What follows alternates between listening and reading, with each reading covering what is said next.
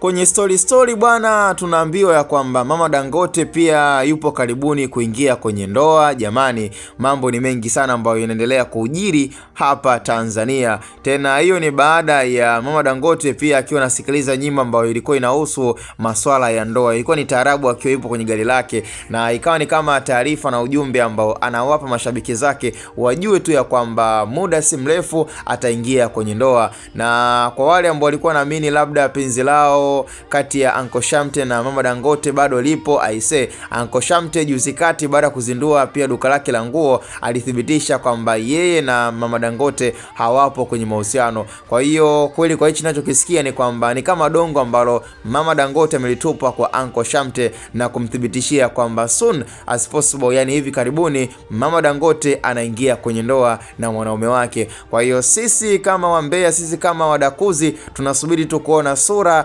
ya mwanaume wake ama mume wake halali kabisa, mama yetu kipenzi Mama Dangote, ambaye tayari ameshaanza kutuma ujumbe na aliweza tu kumjibu kwa mafumbo baada ya kuweka hiyo tarabu ya kwamba kulikuwa na maneno ambayo Uncle Shamte alikuwa anajiamini anazungumza. Kwa hiyo anampa taarifa ya kwamba bado hajachunda na bado muonekano anao, na tayari pia mwanaume ambaye amejitokeza kwa ajili ya kumoa yuko hivi karibuni na ndoa itafungwa. Aise, noma sana bwana.